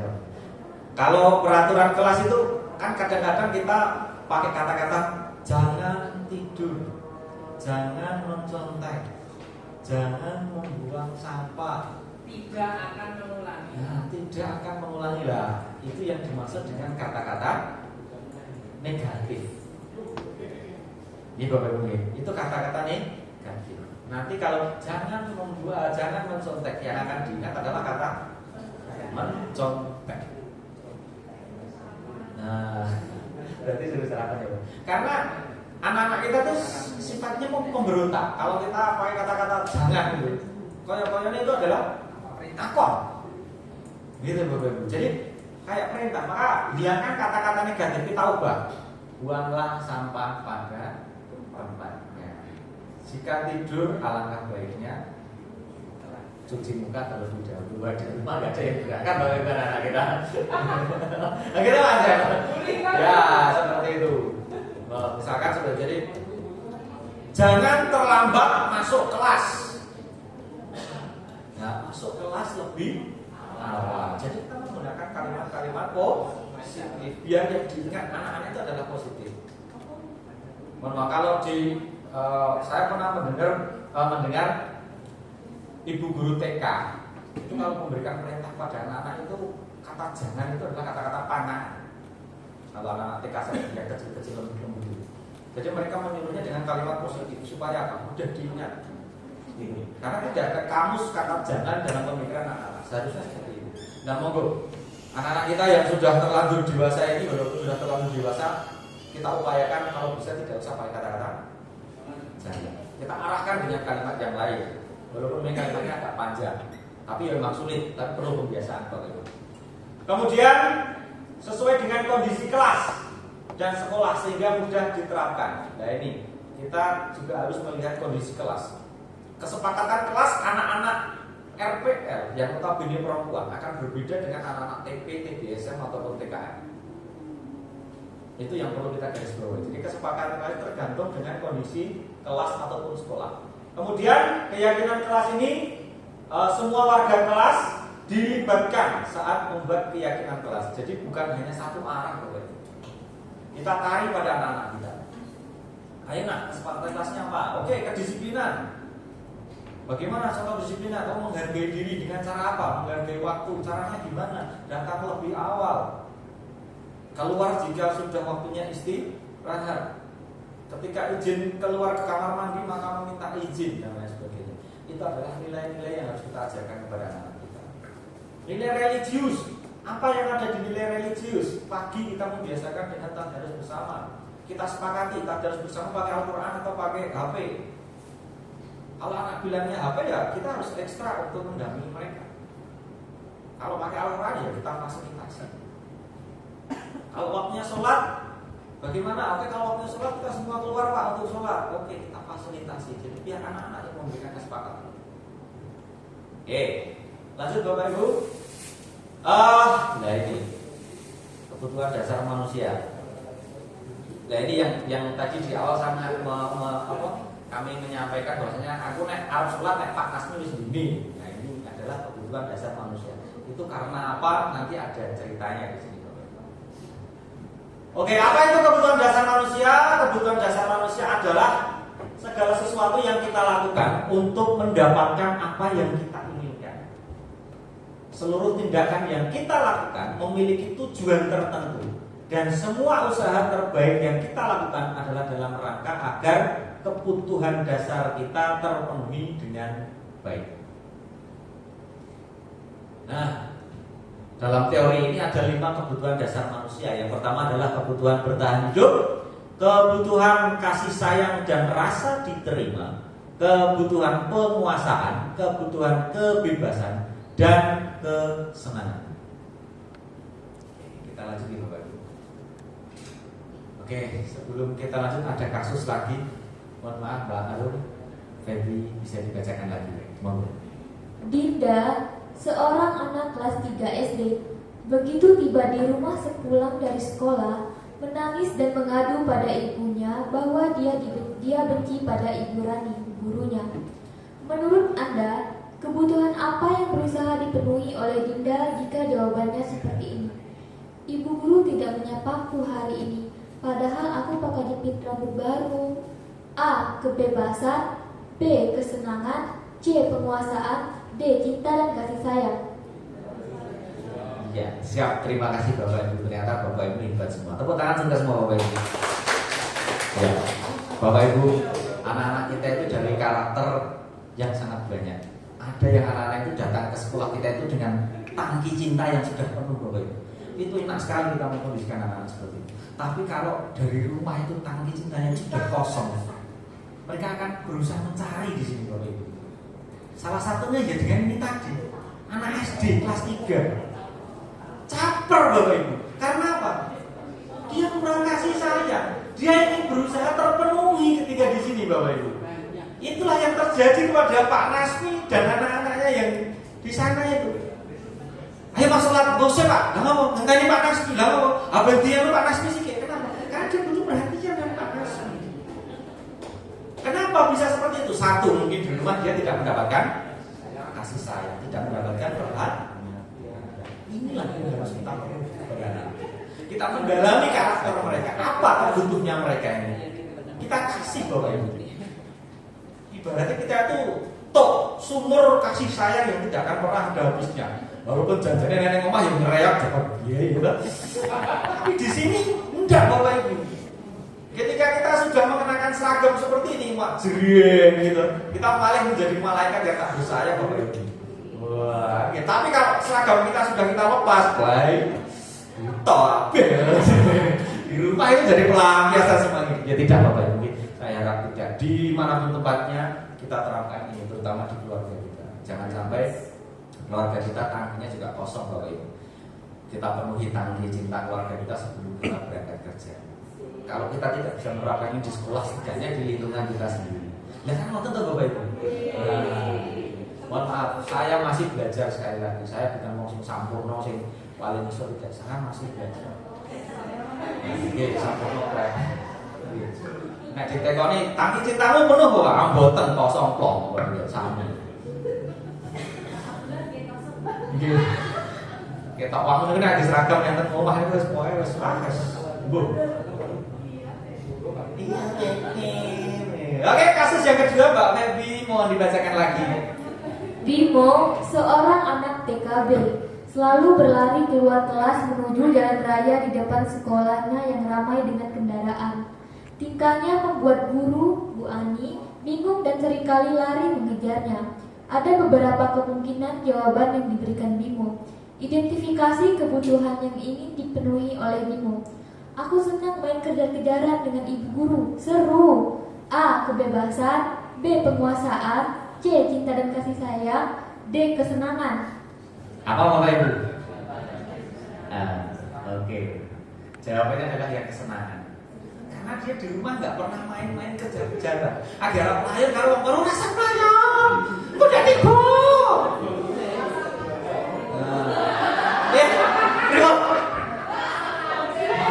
Rasa mancing. Oh, dia. Akhirnya apa yang terjadi di sekolah dia lari-lari. Mohon maaf, kelas 1 RPL lagi. Karena kasusnya adalah yang penanganan itu RPL. Mohon maaf, bukan kalau gimana-gimana gitu. Ada anak yang baru portasi itu melompat pagar Bapak. Lantai 3. Munggah niku wis. Kemarin naik lantai 3 sing ruang gedung. Ini kalau lab komputer kan yang atas kan ditambah 1 lantai lagi. Delik mriko lho Bapak Ibu. Kok bisa kok bocah gitu? Ternyata dia itu ternyata butuh kesenangan. Ning omah enggak dapat. Karena jarang komunikasi. Jarang ngobrol, jarang bijak. Dia pengen adik katanya, tapi oke, skip untuk masalah adik ya, rampung-rampung lagi. Ya itu karena si anak ini dia ada sesuatu yang tidak dia dapatkan dari 5 kebutuhan dasar tadi. Yaitu apa? Kesenangan. Oke, yo, wah, hidupnya gak usah terlalu lama. Oke, kita kembali. Tak. Kebutuhan dasar manusia. Oke, saya ulang lagi. Kebutuhan untuk bertahan hidup yaitu makanan, pakaian, tempat tinggal dan lain sebagainya. Kasih sayang itu ya sudah kita jelaskan tadi. Oke, sampai sini kebutuhan dasar manusia ada yang dipertanyakan Bapak Ibu? Cukup ya, lanjut aja ya. Oke, lanjut. Oke. Jadi intinya Bapak Ibu, ketika ada anak-anak kita yang melakukan kesalahan dan pelanggaran itu sebenarnya karena ada salah satu kebutuhan mereka ini yang belum terpenuhi, gitu. Yang hilang di rumah atau belum terpenuhi. Untuk itu, mari kita introspeksi diri, kita berefleksi diri memenuhi apa yang mereka butuhkan. Oke. Kasus sudah, SPG-nya selesai Bapak Ibu. Lanjut saya posisi kontrol guru lah ini Bapak Ibu yang terpenting. Ini saya merasa menjadi orang yang paling bodoh ketika saya mempelajari teori ini Bapak Ibu. Untung aku mempelajari. Iya, untung Pak. Betul. Ya, oke. Yang pertama Bapak Ibu, nanti kita merefleksikan diri kita itu sebenarnya gimana sih gitu. Pertama adalah posisi penghukum, yang kedua adalah membuat rasa bersalah, ketiga adalah posisi teman, keempat pemantau, atau kelima manajer. Oke, apa itu? Kita lanjutkan. Materi ini sebenarnya di sini Bapak Ibu. Oke, penghukum. Seorang penghukum bisa menggunakan hukuman fisik maupun verbal. Orang-orang yang menjalankan posisi penghukum senantiasa mengatakan bahwa sekolah memiliki sistem atau alat yang dapat lebih menekan murid-murid lebih dalam lagi. Guru-guru yang menerapkan posisi penghukum akan berkata, patuhi aturan saya atau awas. Awas, manut, ya. Itu saya Bapak Ibu. Kamu selalu saja salah, telat, kue meneh, telat meneh. Terus selalu, pasti selalu, yang terakhir selesai. Nah, terus guru seperti ini senantiasa percaya bahwa hanya ada satu cara agar pembelajaran bisa berhasil, yaitu dengan cara ya. Kalau kita mengatakan otoriter, pokoknya gue salah. Telat, budi telat, dokter, sekolah ora. menghukum, karena menghukum secara fisik maupun secara mental, psikisnya. Saya sering melakukan ini. Saya mohon Bapak Ibu jangan melakukan. Posisi kita bukan posisi menghukum Bapak Ibu. Kita bukan mencari kesalahan, tapi kita menuntut anak didik kita supaya mencapai keberhasilan. Oke. Menuntut. Lanjut, membuat rasa bersalah. Lah ini. Mohon maaf ini juga parah lagi. Ketoknya halus nih nyerenti. Iya, suaranya halus nih nyerenti kali. Pada posisi ini biasanya guru akan bersuara lebih rendah, gitu. Halus. Ini nggak diulu marah-marahnya dulu. Yakin? Nah, membuat rasa bersalah akan menggunakan keheningan yang membuat orang lain merasa tidak nyaman. Iya. Nah, berarti pendeleng ini kata-katanya iya. Wah, bocah kata-kata. Merasa tidak nyaman, bersalah atau rendah diri. Akhirnya dia merasa rendah diri. Kata-kata yang keluar dengan lembut akan seperti ini. Ibu sangat kecewa sekali dengan kamu. Nah, berapa kali Bapak harus memberitahu kamu? Gimana coba kalau orang tuamu tahu kamu berbuat begini? Nah, ini membuat rasa bersalah. Di posisi ini murid akan memiliki penilaian diri yang buruk terhadap diri mereka. Maka dia akan merasa manusia paling rendah. Ranorgane. Akhirnya apa? Murid merasa tidak berharga dan telah mengecewakan orang-orang yang disayangi. Kalau ini terjadi di Cina, iso-iso bunuh. Untung ini rani Cina ya Bapak Ibu. Untung ini Jawa, ngomongannya jangan. Bagaimana? Ya, oke. Kita lanjut Bapak Ibu, membuat rasa bersalah. Dari posisi 1 dan posisi 2, gimana kita? Belum ada. Alhamdulillah Pak Jack kalau belum ada. Kalau saya mengakui posisi 1 dan posisi 2. Wah, iya. Makanya saya di awal saya perlu belajar. Yang ketiga, posisi teman. Posisi teman pada guru bisa negatif ataupun positif, tergantung ini posisinya. Ini posisi tengah-tengah. Bisa menjadi negatif, tapi juga bisa menjadi positif. Positif dapat berupa hubungan baik yang terjalin antara guru dan murid. Guru di posisi teman menggunakan hubungan baik dan humor untuk mempengaruhi seseorang. Mereka akan berkata, "Ayo, bantulah demi Bapak. Ayo, ingat tidak bantuan Bapak selama ini? Mungkin. Ya sudah, kali ini tidak apa-apa. Nanti Ibu bantu bereskan. Serapopo itu gue gampang. Semua aku. Nah, itu kan terlalu friendly. Itu juga gak baik. Gue serapopo itu gue suka kowe. Lah kok nek disini. Oh serapopo ngomong aku sing apa? Itu juga gak baik. Kenapa? Karena anak akan gempelo. Merasa ono sing bilang ini. Karena terlalu friendly. Friendly boleh, tetapi harus ada batasnya. Oke. Kadang-kadang guru-guru milenial, guru-guru muda itu terlalu friendly. Contohnya, Pak, ini ditulis ndak mood. Mana ya Bapak Ibu? Mohon maaf kasar, terlalu kasar bahasa saya. Ada kan yang model seperti itu. Pak, ini sekarang enggak, tahun depan.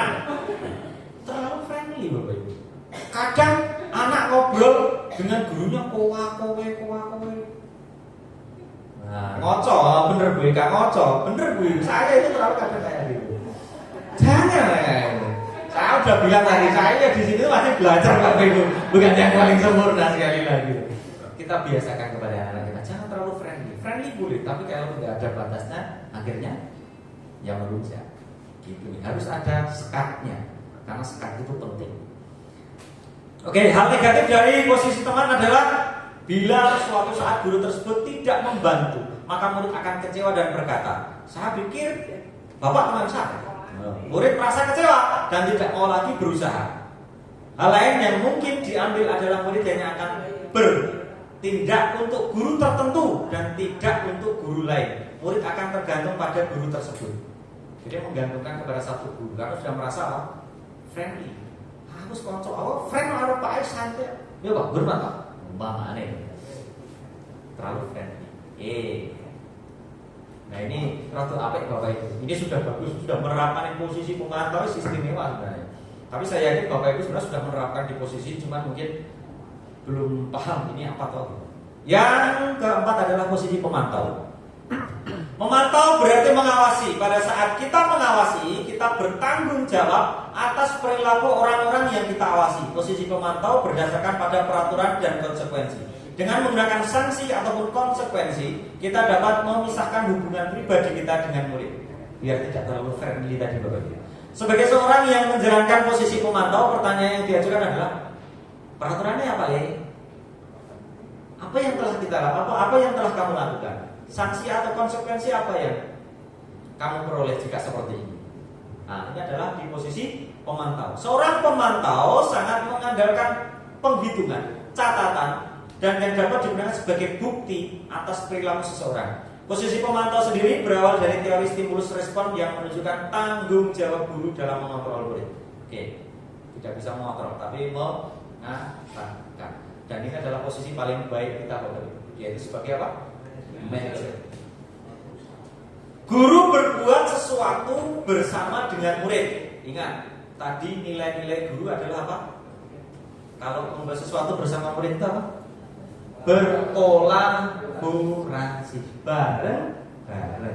Nek sikik bapak ini mboten penak, pokoke bareng. Gitu nggih. Kolaborasi Bapak Ibu. Mempersilahkan murid mempertanggungjawabkan perilakunya, mendukung murid agar dapat menemukan solusi atas permasalahannya. Terus piye? Mau gimana? Kedepannya gimana umpamanya?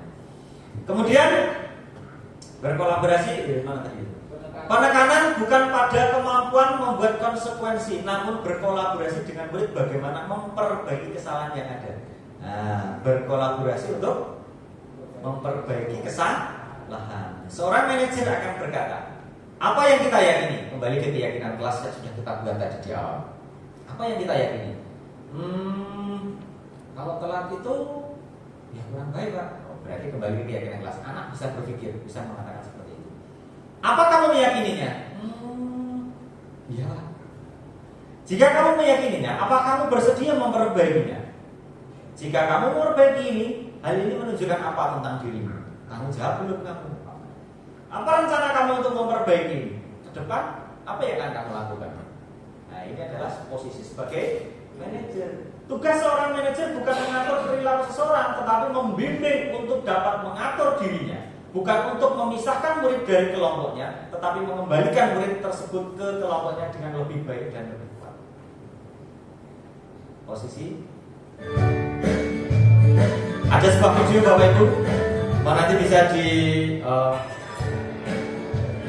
kita nilai bersama-sama. Pagi anak-anak, silakan PR yang kemarin Ibu berikan diletakkan di meja.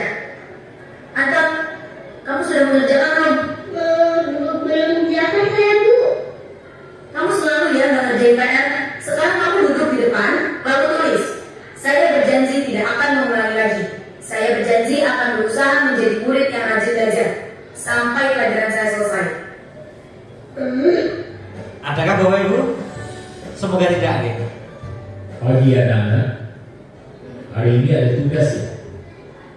Ada yang belum mengerjakan? Anton, kamu sudah mengerjakan? Belum, Pak. Kamu nggak ngerjain tugas ya? Kamu mau jadi apa nanti? Kamu lihat sekolahnya sih. Coba bayangkan orang tuamu betapa kecewanya sama kamu. Kamu itu sudah kelas 5. Harusnya bertanggung jawab sama dirimu sendiri. Maaf, Bu, saya terlambat. Ya udah, nanti jangan diulangi lagi ya. Kalau kamu rajin, Ibu senang lihatnya. Ya, lain kali tepat waktu ya masuknya. Tos dulu dong. Kita kan teman. Wah, jadi kalau aku terlambat lagi, apa ya?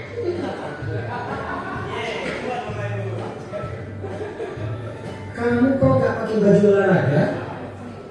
Bapak catat, kamu sudah 3 kali loh gak ikut olahraga bulan ini. Iya, Pak. Sudah 3 kali berarti saya dapat sanksi, Pak.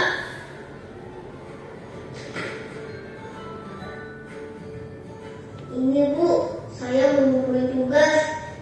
Maaf ya, Bu, saya terlambat mengumpulkan tugas. Kenapa kamu terlambat mengumpulkan tugas? Iya, Bu, saya kalau sore banyak Ibu jaga warung, gak sempat kerjain tugas.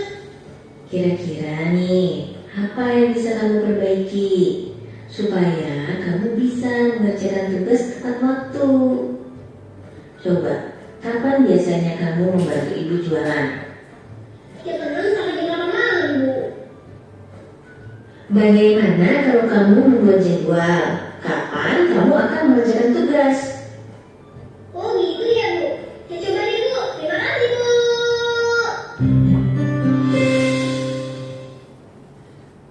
Di posisi mana Bapak Ibu kita?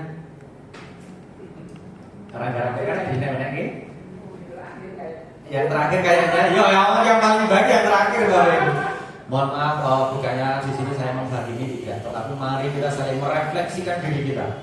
Kita sudah berada di mana dari 5 posisi kontrol sebagai seorang guru, penghukum, memberi rasa bersalah, teman, pemantau, atau sebagai manajer. Ya. Yang berikutnya ada video lagi. Mohon maaf, di skip mau di video ini. Oke, nanti kita putarkan yang berikutnya. Oke, Bapak Ibu, ini adalah senjatanya Pak Nasmi, adalah jurus pamungkasnya Pak Nasmi. Kalau Bapak Ibu mungkin bertanya-tanya, apa toh kok Pak Nasmi ini orang bocah bermasalah kok dendeng, orang rampung-rampung umpamanya gitu Bapak Ibu. Karena saya juga waktu itu juga bertanya, kesukaan Pak Nasmi mana juga tes. Saya sendiri berpendapat, mohon maaf, saya pribadi berpendapat yang sama Bapak Ibu. Sebelum saya melakukan ngerti sing jenenge jurus restitusi. Jurus restitusi itu jurus restitusi itu monggo Bapak Ibu. Jadi ada kaitannya nih. Jadi 3 komponen penting pada hari ini adalah 1 posisi kontrol guru, kemudian kebutuhan dasar manusia, ya. Kemudian yang ketiga adalah segitiga restitusi. Monggo kita belajar bareng-bareng. Saya bukan orang yang paling sempurna, tapi mari kita belajar bersama-sama tentang segitiga restitusi. Biar nanti kita sama-sama paham apa yang dilakukan Pak Nasmi selama ini, dan mungkin kalau itu baik mungkin bisa kita terapkan pada anak-anak kita. Jika pun tidak, mungkin di lingkup kecil kita, itu di keluarga kita masing-masing. Ya, segitiga restitusi. Mohon maaf, ini bukan segitiga biru ya.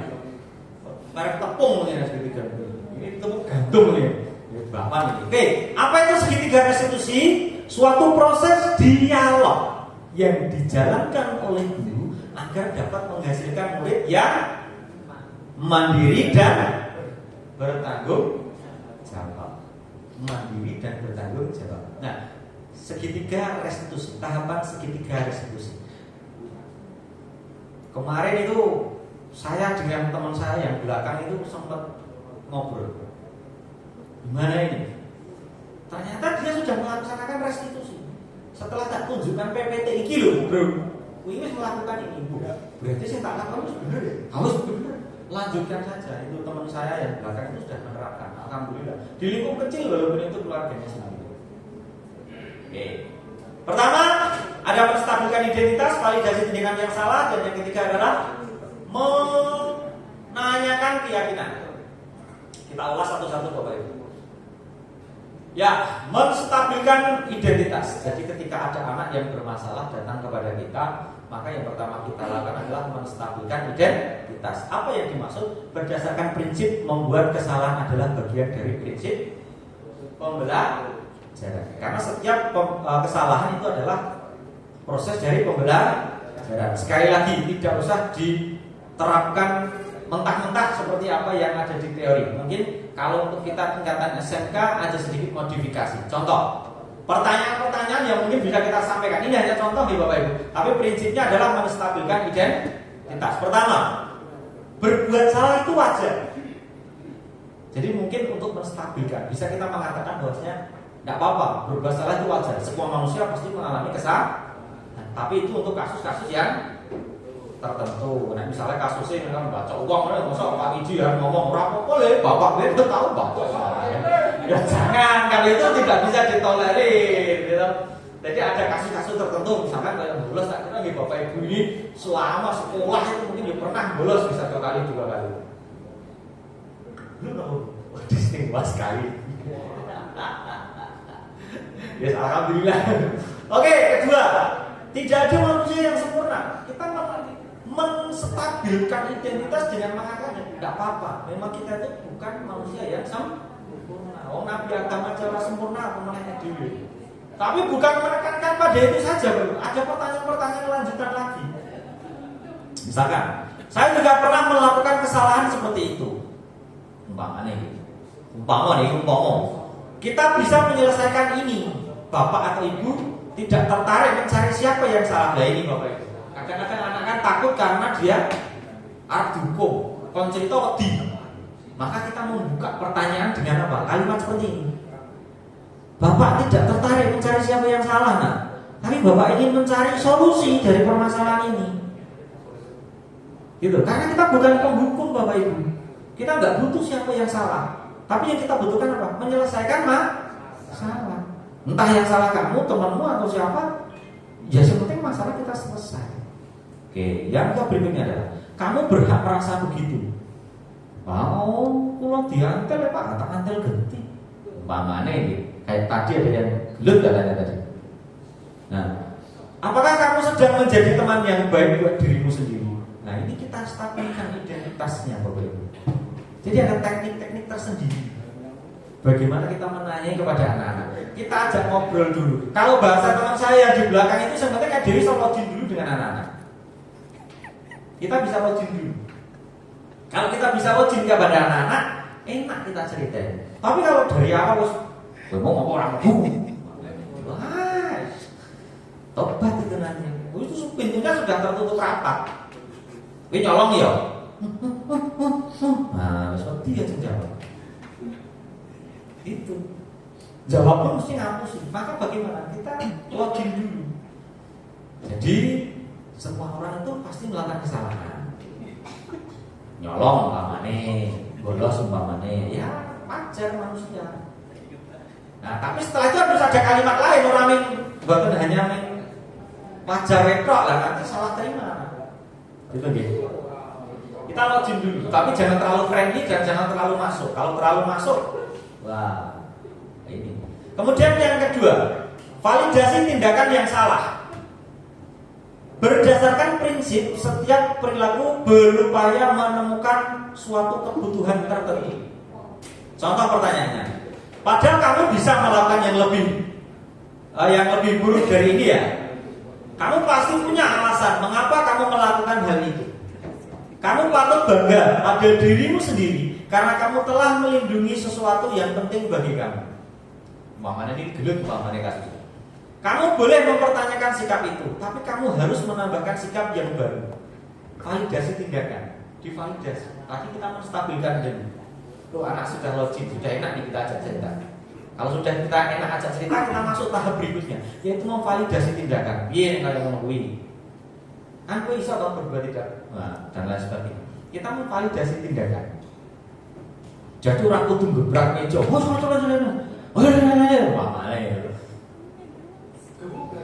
Gebuk, tak celek, mamanya gitu Bapak Ibu. Mama, itu saya, bukan orang lain, tapi saya dulu. Sehingga saya mendapatkan terduga. Yang ketiga, yaitu menanyakan keyakinan. Nah, ini keyakinan kelas tadi atau peraturan yang sudah kita sepakati Bapak Ibu. Kita kembali ke sana.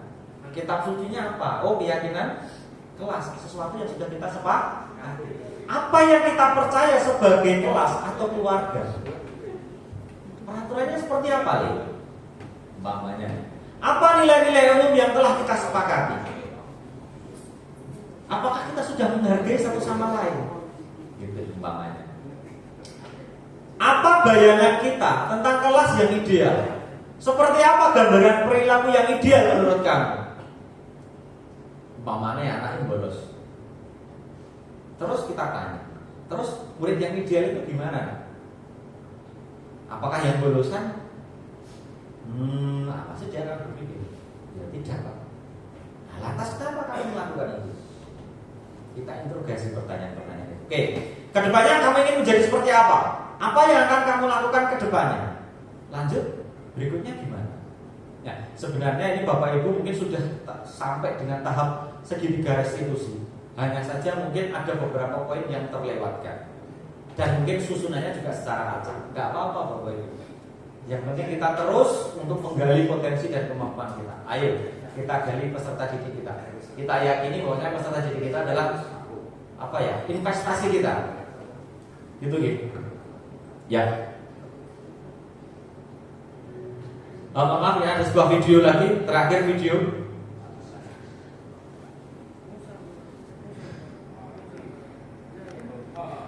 Siang Sarah. Sudah lama nggak ketemu Sarah? Kenapa hari ini ada di sini? Kesel Pak, kesel banget. Masa aku dikatain tukang fitnah Pak? Ya aku marah lah. Aku udah dikatain Eka di depan kelas. Kesel banget. Oh begitu. Ya pasti kamu marah dan kesal. Bapak juga akan marah apabila ada yang menuduh Bapak seperti itu. Kemudian pada saat itu kamu mau melakukan apa? Ya saya harus makain Eka lah Pak. Kesel banget. Saya bentak-bentak dia depan teman-teman lain. Oh begitu. Pasti kamu melakukan seperti itu karena satu alasan tertentu kan? Iyalah, masa saya diam saja Pak? Ya saya bela diri lah. Masa saya dituduh tukang fitnah? Ya wajar lah. Mempertahankan harga diri itu sesuatu yang penting buat kamu. Untung kamu tidak bertindak lebih gegabah lagi, hanya membentak-bentak. Iya Pak. Untung saya masih bersabar dan hanya membentak saja. Sudah gemes padahal. Saya pasti bela diri lah. Ya pasti ya. Tapi kamu memilih untuk tetap bertahan dan bersabar. Kamu memilih untuk tidak berbuat lebih parah lagi kan? Iya. Nah, sekarang coba kita lihat lagi tindakan kamu yang bentak-bentak Eka di kelas. Tindakan kamu itu kira-kira sesuai dengan keyakinan kelas atau prinsip kamu tidak? Enggak lah Pak. Capek Pak jadi pemarah. Jadi keyakinan atau prinsip mana yang kurang sesuai dengan keinginan kamu? Ya, saya sebenarnya sangat menghargai orang lain. Mungkin saat itu saya menjadi emosi, jadi tidak menunjukkan sikap itu. Kamu meyakini tidak? Menghargai orang lain itu penting buat kamu. Yakinlah Pak. Iya, setuju. Kita harus saling menghargai. Namun ada juga keyakinan yang kita sepakati yang perlu kita jalankan apabila kita sedang marah, kan? Ya, saya bisa lebih proaktif, mulai dengan diri sendiri. Saya bisa jadi lebih bersabar, mengambil waktu jeda untuk berpikir mau apa selanjutnya. Kira-kira kamu bersedia memperbaiki masalah ini tidak? Bersedia Pak. Kalau kamu memperbaiki masalah ini, kamu akan menjadi orang seperti apa? Saya akan menjadi orang yang bertanggung jawab kali ya Pak. Dan senantiasa proaktif. Iya, menurut kamu bagaimana rasanya menjadi orang seperti itu? Ya nyaman lah, bangga bisa bersabar dengan hal ini. Baiklah kalau begitu. Yuk kita pikirkan bagaimana memperbaiki masalah ini.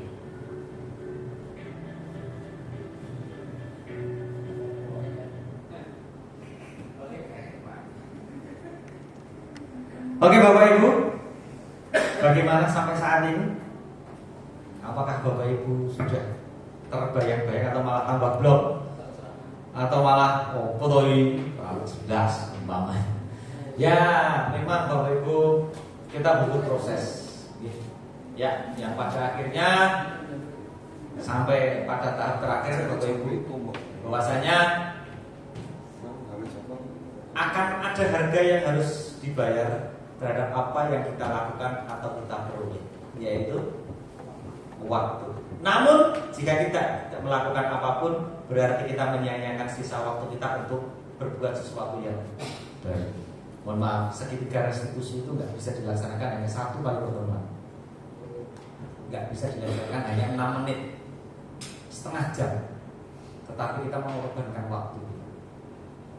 Maka dari itu Bapak Ibu, sedikit apapun perubahan, mari kita lakukan bersama-sama.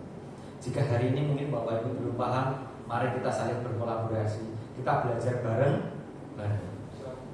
Bapak Ibu, waktu pertama saya mendapatkan materi ini, saya menolak dalam hati dan pemikiran saya. Wah, tidak bisa, tidak bisa. Apalagi waktu dulu ada yang namanya GSM, Gerakan Sekolah Menyenangkan. Saya tuh konsultasi sama Pak Bika yang belakang dua itu, Pak Koordinator sama Pak Ridwan. Debat lama. Raiso Pak, mulai SMK sekolah menyenangkan bikin. Orang mau hukuman rakyat usaha itu bikin. Padahal kita menyiapkan mereka untuk ke industri, nggak bisa. Awalnya saya bilang 5 hari pelatihan di Malang, saya ngomong nggak bisa, tetap nggak bisa. Sampai rumah ya nggak bisa. Tapi setelah mempelajari materi ini, modul ini, ternyata ada sesuatu yang bisa kita modifikasi, yang bisa kita sesuaikan dengan anak-anak. Anak-anak kita itu hidup di zamannya, bukan di zaman kita. Zaman kita itu ibaratnya saya kalau zamannya Pak Ancat itu mungkin gurunya datang itu tasnya digawangin Pak Ancat, pitik dituntun ke Pak Ancat. Nah, guru kencing berdiri, murid kencing berlari. Nah, saat ini saya nggak ngomong Pak Ancat. Itu ada gurunya yang kebanyakan gendalannya malah DC harus dibayar aja. Minta kencingnya bisa terjadi. Ya, yang jelas Bapak Ibu, sekecil apapun perubahan, mari kita laksanakan. Jangan kalah dengan sebuah perubahan. Karena ini akan ada harga yang harus dibayar, yaitu tentang waktu. Namun jika tidak melakukan apapun, berarti kita menyia-nyiakan waktu kita. Oke?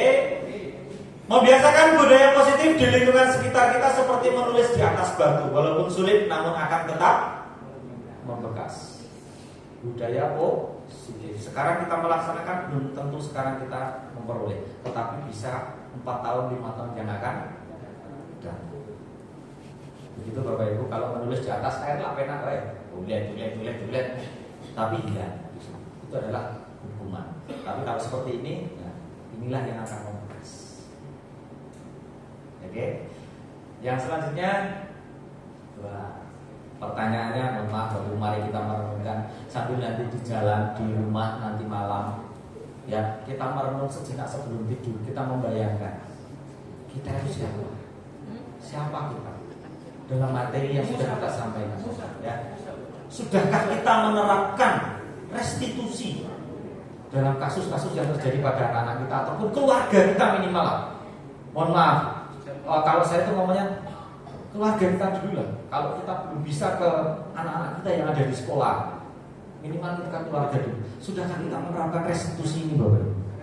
Nah, mari kita merefleksikan diri kita tentang apa yang telah kita lakukan. Oke, Bapak Ibu, dan yang terakhir sekali ini Bapak Ibu, apa yang kita cari, maka itu yang akan kita peroleh. Ingat-ingat, apa yang kita cari, maka itu yang kita peroleh. Mohon maaf, ada 2 gambar di sini. Tidak usah dijelaskan ya Bapak Ibu.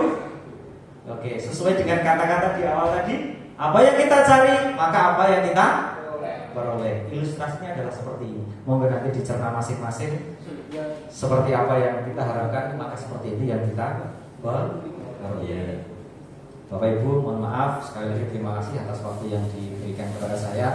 Yang sedikit ini semoga bermanfaat. Apa yang baik pada hari ini, mari kita ambil, mari kita pelajari bersama-sama. Dan apabila ada kekurangan, mohon maaf, saya memang banyak kurangnya, banyak salahnya. Kita belajar bersama-sama. Yang jelas jangan alergi dengan yang namanya perubahan, karena tidak ada sesuatu yang jadi segala sesuatu pasti malah berubah. Dan mohon maaf Bapak Ibu, jika penyampaian saya kurang jelas, tambah bingung, ataupun mungkin kurang bermanfaat bagi Bapak Ibu, mohon maaf. Sebenarnya saya mempelajari modul ini hampir 2 bulan nih Pak Asmi, hampir 2 bulan. Jadi saya harus menyampaikan hanya dalam waktu 60 menit. Jadi mohon maaf mungkin terlalu cepat dan ada poin-poin yang mungkin belum tersampaikan. Untuk itu kedepannya apabila ingin berdiskusi lebih lanjut, nanti kita bareng-bareng dengan Pak Nasmi, karena Pak Nasmi ini adalah pengajar praktiknya di CGP angkatan kemarin 9 Bapak Ibu.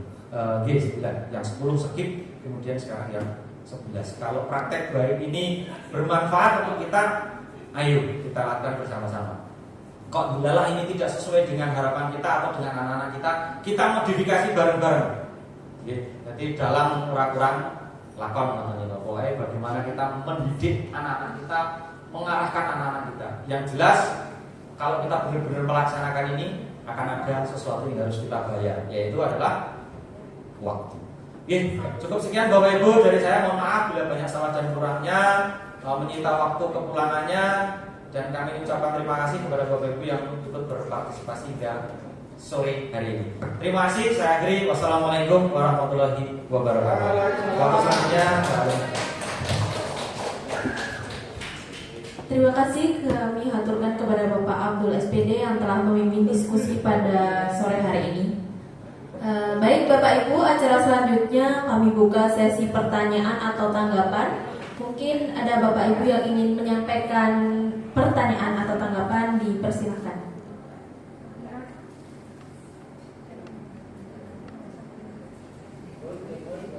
Sepertinya tidak ada nih Bapak Ibu. Baiklah, hadirin yang berbahagia, telah kita ikuti bersama kegiatan FGD, Focus Group Discussion, pembelajaran yang mengembirakan pada sore hari ini. Terima kasih kami haturkan kepada Bapak Ibu Guru yang telah berkenan hadir pada hari ini. Kami mohon maaf atas segala kekurangan dan kesalahan tutur kata ataupun perbuatan. Semoga perjumpaan kali ini menjadi awal yang baik dan akan ada perjumpaan kembali di lain kesempatan. Mari kita ucapkan hamdalah bersama-sama.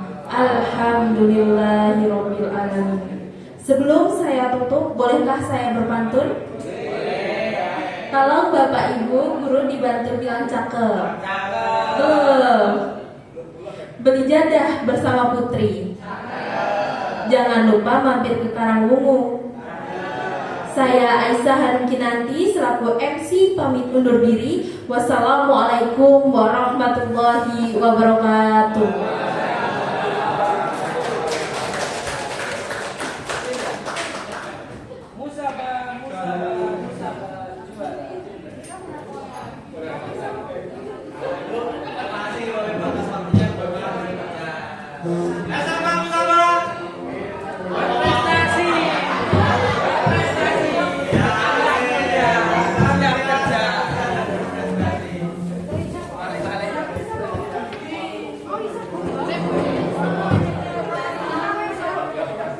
Agenda?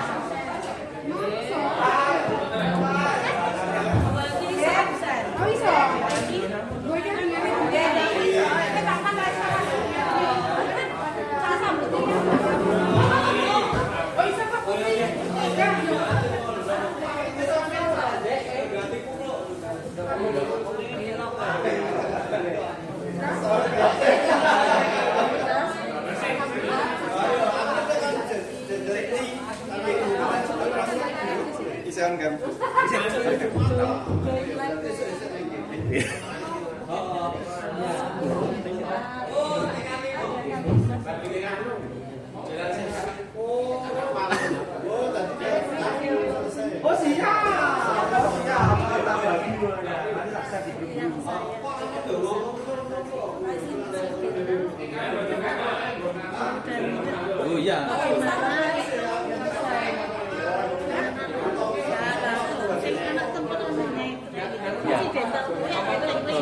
Sama Bu, saya itu awal-awal menerapkan ini.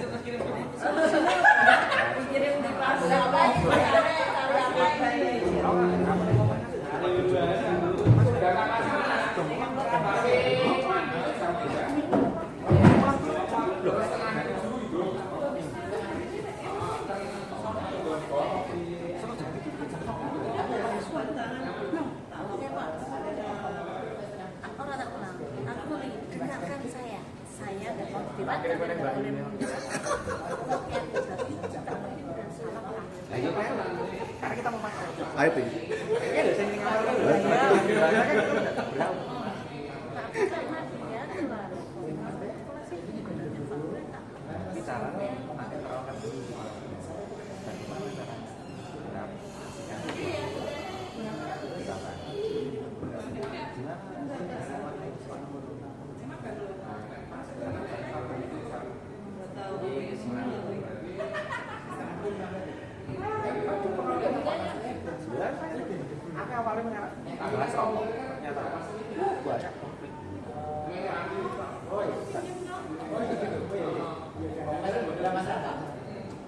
Pokoknya pelan-pelan kita belajar. Iya, masih istirahatnya tak perpanjang ya. Makin dulu basah. Istirahatnya tak perpanjang ya. Tapi jangan terlalu ramai. Harus disini. Kalau yang mengganti, ini istirahat tak perpanjang ya Mas. Maksudnya apa namanya? Jadi di rumah di istirahat mereka saya santai. kan udah fresh kan. Saya belum apa akhirnya ada panjang loh. Pak, aku duwe ide. Dinggo dubbing. Direkam, iya. Mbak Ika mau kan dubbing. Orang masalah. Oh, ya. Ya Allah ini aja.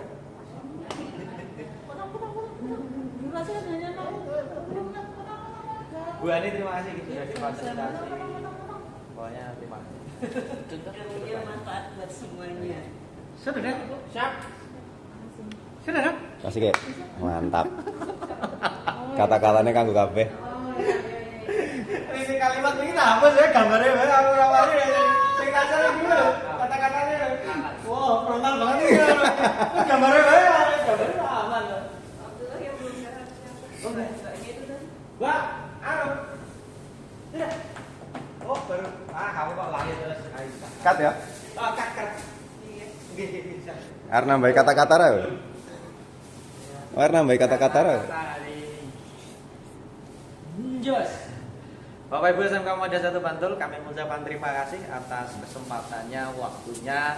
Bapak Ibu semuanya adalah Bapak Ibu guru hebat yang mau diajak untuk berkolaborasi, berdiskusi, dan alhamdulillah acara desiminasi yang pertama ini berjalan dengan lancar. Antusias Bapak Ibu ternyata juga sangat istimewa sekali sehingga desiminasinya berjalan dengan lancar. Harapannya ke depan kita belajar bareng-bareng bagaimana kita memfasilitasi anak-anak kita berkolaborasi dengan anak-anak kita dan menciptakan generasi penerus bangsa yang istimewa.